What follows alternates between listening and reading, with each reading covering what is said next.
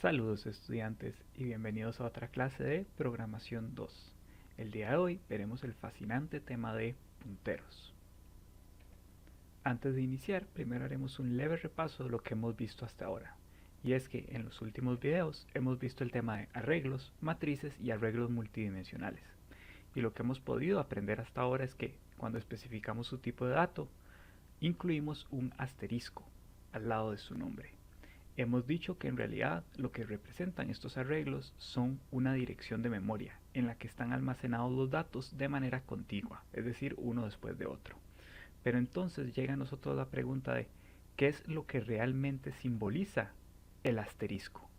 Esa es la pregunta que responderemos hoy y empieza con un tema llamado punteros. Un puntero es una variable que almacena una dirección de memoria, o como nosotros le decimos coloquialmente, apunta a una dirección de memoria.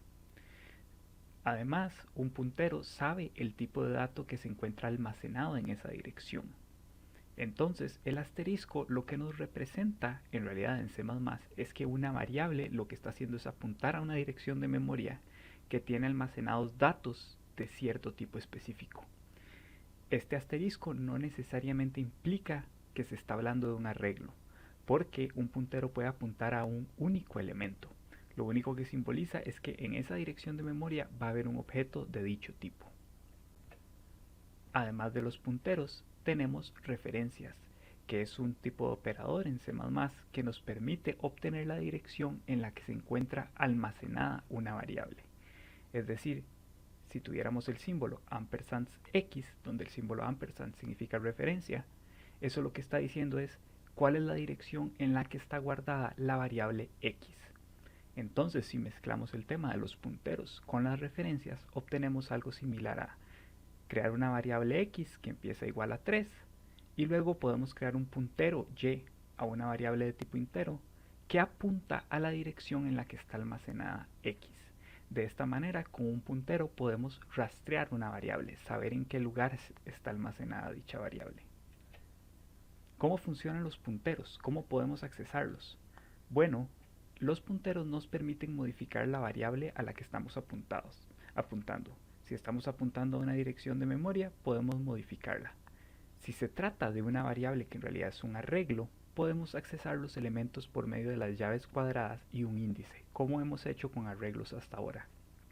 Sin embargo, si se trata de un único elemento, entonces podemos accesarlo utilizando el operador asterisco previo a la variable. De esta manera obtendríamos un código como el siguiente, donde el puntero y apunta a la dirección de x y al modificar lo que está almacenado en a donde apunta y, modificamos al mismo tiempo la variable x. Esto lo veremos más adelante en la sección de ejemplos. ¿Qué implicaciones tiene esto? ¿Qué implicaciones tiene que podamos apuntar a direcciones de memoria, accesar dichas direcciones de memoria y que podamos obtener la dirección de variables que están almacenadas? Bueno, esto nos permite crear funciones que modifican variables externas a ellas. Es decir, podemos recibir un puntero como un parámetro y utilizar dicho puntero para modificar variables que son externas a una función, por ejemplo. Además, podemos modificar una variable sin usar su identificador. Y por otro lado, podríamos enviar objetos compuestos como objetos de una clase sin tener que enviar una copia del objeto, sino enviando únicamente su dirección. Además, esta clase de representación nos permite reinterpretar variables. ¿Cómo reinterpretar? Nosotros sabemos que tenemos una variable entero x, pero nosotros podríamos obtener la dirección de x y decir interprete esa dirección como que si lo que estuviera guardado fuera una variable de tipo short. Y eso va a generar cambios en el programa. Pero esta representación o sus implicaciones ustedes lo verán hasta que lleven el curso de lenguaje ensamblador. ¿Cómo podemos utilizar punteros en funciones? Bueno, existen dos maneras. La primera es enviar un puntero como parámetro, como por ejemplo en este caso que tenemos una función que le suma 3 a una variable entera. Lo que hacemos es recibir el puntero a una variable x y decimos en a donde apunta ese puntero súmele 3. De esta manera, al hacer el llamado a la función sumx, mandamos una referencia a una variable y la modificamos. Otra opción es especificar en la declaración de la función que la variable se recibe por referencia. Esto se hace por medio del símbolo ampersand, como se puede ver en el ejemplo. De esta manera, nada más enviamos la variable x y el compilador se encarga de enviar en realidad su puntero, su referencia. De esta manera es como C++ nos permite elegir si queremos enviar una variable por valor o por referencia, con control absoluto por parte del programador. Ahora veamos ejemplos de este tema. Bueno, estudiantes, para el ejemplo de hoy vamos a hacer múltiples ejemplos de cómo funcionan los punteros. Y el primero con el que me gustaría empezar es el que traía en las presentaciones, en el que creamos una variable x. Vamos a crear un puntero y que va a referenciar a x, es decir, aquí estamos pidiendo la dirección de x y aquí estamos guardando la dirección de x en el puntero y que apunta a un entero. Y ahora implementemos algunas pequeñas cosas. Entonces lo primero que quiero ver es qué es lo que ocurriría si yo le digo que a donde apunta y guarde un 5. Y entonces aquí vamos a imprimir x y aquí vamos a imprimir x nuevamente. Si yo compilo y ejecuto este código, me dice que no, se me olvidó poner aquí el using namespace std. Ya con eso estamos. Entonces podemos ver que el resultado es 0 y 5. Sin embargo, yo en ningún momento modifiqué la variable x. Esto es porque la modifiqué sin accesar su identificador, sino que únicamente modifiqué lo que estaba guardado en la dirección donde está x. Entonces ese sería el primer ejemplo. ¿Qué pasaría si yo hiciera y0 igual a 5? El resultado de este ejemplo sería exactamente el mismo, porque para C++ decir y0 lo que implica es que estamos tratando y como un arreglo y estamos diciendo accese el elemento 0 de dicho arreglo. El elemento 0 es casualmente justo la dirección a la que está apuntando y. Entonces para el caso de y0 no hay ningún problema en accesarlo de esta manera. Por lo tanto, si queremos accesar el primer elemento de un arreglo, o si nuestro puntero apunta a un único elemento, podemos accesarlo por medio de y0 o por medio de asterisco y. Ambos casos son equivalentes. Ahora veamos el ejemplo de las funciones. Entonces aquí tenemos una función que se va a llamar sum3, que va a recibir un puntero a una variable x, y lo que va a hacer es agarrar ese puntero y va a decir a donde apunta ese puntero sume 3. Entonces aquí ya tenemos nuestro x. Ahora veamos qué es lo que ocurre si yo llamo a sum3 con la variable y. Cuando yo ejecuto este código, veremos que se modificó el resultado de x en 3, se modificó a un total de 8. ¿Por qué? Porque le sumo 3.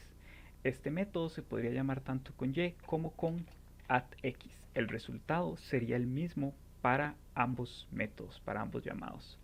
Otra manera de llamar este tipo de variables sería por referencia, como lo dijimos antes. Entonces ahora hagamos un sum7 que recibe una variable entera por referencia. Y esto es bastante importante. Entonces aquí tenemos una referencia a x y lo que vamos a decir es que a x le voy a sumar 7. Por lo tanto, si ahora llamamos al método sum7 con la variable x, veremos que también se modificó. También se modificó y ahora tenemos el valor de 15 almacenado. Ustedes se podrían preguntar, ¿y qué pasa si a un método que tiene valor por referencia yo le pongo una constante? ¿Qué pasaría si yo llamo sum7 con 18, por ejemplo? Lo que va a ocurrir es que no nos va a dejar compilar, nos va a dar error de compilación, porque espera que este parámetro que viene acá sea un parámetro referenciable. ¿A qué nos referimos con referenciable? Que tenga un valor de memoria, que tenga una posición de memoria, que sea una variable. En este caso un 18 es una constante, entonces nos tira error. Ahora, ustedes también me podrían preguntar, ¿y profe, podemos tener punteros a punteros? Claro, eso es lo que hemos estado haciendo cada vez que tenemos matrices. Entonces veamos un ejemplo. Yo podría crear aquí tenemos la variable, ahora llamémosle variable A, tenemos la variable B, que va a ser un 1, y digamos que ahora tenemos una variable, este método ya no nos va a servir, digamos que ahora tenemos una variable puntero a A, que apunta a nuestra variable A, y tenemos nuestro puntero a B, que apunta a nuestra variable B. Y ahora digamos que tenemos un puntero a un puntero de enteros, y entonces este se va a llamar puntero a puntero. Ahora digamos que este puntero a puntero apunta hacia la dirección a la que apunta A. Recuerden que esto es un puntero a un puntero, es decir, esto apunta a algo que apunta a otro lugar. Y lo que yo estoy diciendo es, la variable puntero A apunta hacia A, pero a donde esté guardado este puntero A, estoy solicitando esa dirección, almacénelo acá. Y entonces, si yo ahora dijera, imprímame a donde apunta a lo que apunta puntero puntero, ¿qué creen que me va a imprimir? Me va a imprimir el valor 0. Por otro lado, si yo le dijera que ahora puntero a puntero apunta hacia B, obtendríamos 1, porque en este caso estamos apuntando hacia el puntero B. Es así como funcionan las matrices. Las matrices en realidad lo que tienen es una lista de punteros que apuntan hacia arreglos. Entonces, por ejemplo, una matriz de 2 dimensiones es un arreglo de punteros que apuntan a arreglos. Si quisiéramos hacer una matriz de un arreglo de 3 dimensiones, tendríamos un arreglo de punteros que apuntan cada uno de ellos a un arreglo de punteros que apuntan a arreglos. Y eso es lo que está ocurriendo. Eso es lo que está ocurriendo dentro de la computadora. Eso nos lleva a ciertas conclusiones. Creemos aquí un arreglo, se va a llamar array, que va a ser un arreglo de enteros de tamaño 10. Inicialicemos los valores. Los vamos a poner en, vamos a poner a array i en i. Y entonces ahora vamos a jugar un poco con esto. Primero que nada me gustaría hacer un código que imprima. Es menor a 10 y más. Y vamos a imprimir array i y un espacio. Ok, entonces ya tenemos un código que imprime. ¿Qué creen que va a pasar si yo aquí tengo un puntero? Se va a llamar, nada más lo voy a llamar ptr. ¿Qué creen que va a pasar si yo hago un puntero y le digo apunte a la dirección a la que apunta arreglo en su quinto índice? ¿Qué creen que va a pasar si yo hago esto y le digo que imprima a donde apunta ptr? Lo que se nos va a imprimir es 5. Lo que se nos va a imprimir es el valor 5. ¿Por qué? Porque lo que estamos diciendo es, agarre arreglo. Arreglo es un puntero, apunta a un conjunto de números enteros. Le estamos diciendo, accese la quinta posición de ese arreglo. Y ahora, agarre esa quinta posición de ese arreglo y denos la dirección. Y almacene esa posición en ptr. Ahora, si yo hiciera que agarre ptr a donde apunta ptr y le sume, no sé, 15 e imprimimos el arreglo, nos vamos a dar cuenta de que el arreglo nos aparece modificado. Nos aparece 0, 1, 2, 3, 4, 20, 6, 7, 8, 9. Esto es porque sin utilizar el arreglo directamente, solo aprovechando las direcciones, modificamos uno de los valores almacenados. Yo sé que esto parece un poco complicado, pero la mejor manera de acostumbrarse a ello es empezar a utilizarlo. Antes de terminar este video, me gustaría concluir con otra idea, y es la idea de que si podemos manipular los punteros, esto nos lleva a una nueva manera de hacer arreglos multidimensionales. Antes ustedes lo que sabían hacer es que si tenemos una matriz, vamos a crear un arreglo de punteros enteros y digamos le vamos a poner tamaño 5 y luego hacemos un ciclo hacemos un ciclo y lo que decimos es para i, aquí me faltó borrar el array, para i creo un nuevo arreglo de enteros. Digamos, si quisiéramos una matriz de 5 por 6. Y luego, para borrarlo, yo tendría que hacer exactamente lo mismo. Llamo este for y digo delete.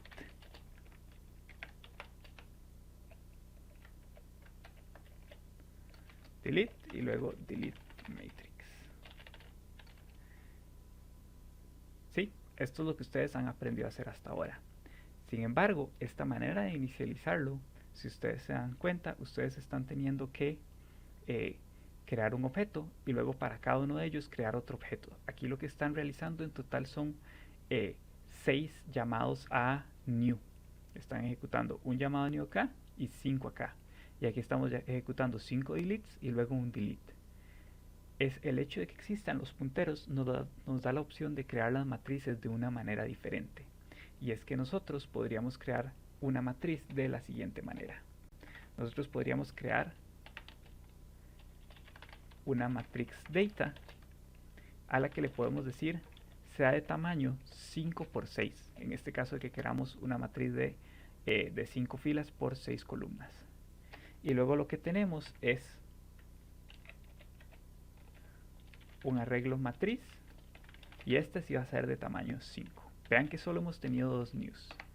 Y luego, a la hora de construir la matriz, lo único que tenemos que hacer es decir que matriz i va a ser igual a la posición a donde apunta matrix data 6 por i. ¿Por qué 6 por i? Porque cada fila mide 6 columnas. Eso lo que significa aquí es que vamos a empezar y vamos a decir que para la fila 0 de la matriz empieza en la sección de data de la matriz 0. Para la siguiente fila de la matriz empieza en 6. Para la siguiente fila en 12. ¿Qué ventaja tiene esto? Actualmente, para nosotros, ninguna. Solo el hecho de que a la hora de borrar, solo tenemos que llamar 2 deletes. Llamamos un delete a matrix data y un delete a matrix, sin tener que usar un ciclo a la hora de realizar el borrado. Cuando lleven el curso de lenguaje ensamblador, muy posiblemente van a poder ver cuáles ventajas posee utilizar esta representación a la hora de trabajar con el caché de la computadora. Pero por ahora, cualquiera de las dos estrategias de inicialización de una matriz es igualmente válida. Si quieren lo pueden utilizar por ciclos, como podemos ver acá arriba, o si quieren lo pueden utilizar como dos variables diferentes y utilizar las referencias. Con eso terminamos todo por hoy. A lo que quiero concluir, una última idea de cierre, es que los punteros en realidad lo que son direcciones de memoria. Son puertas que nos llevan a lugares donde están almacenados datos. Y la manera en la que nos manipulemos nos da mucho poder a la hora de trabajarlos. Sin más que decir, por ahora me despido. There is a building. Inside this building there is a level where no elevator can go, and no stair can reach. This level is filled with doors. These doors lead to many places, hidden places,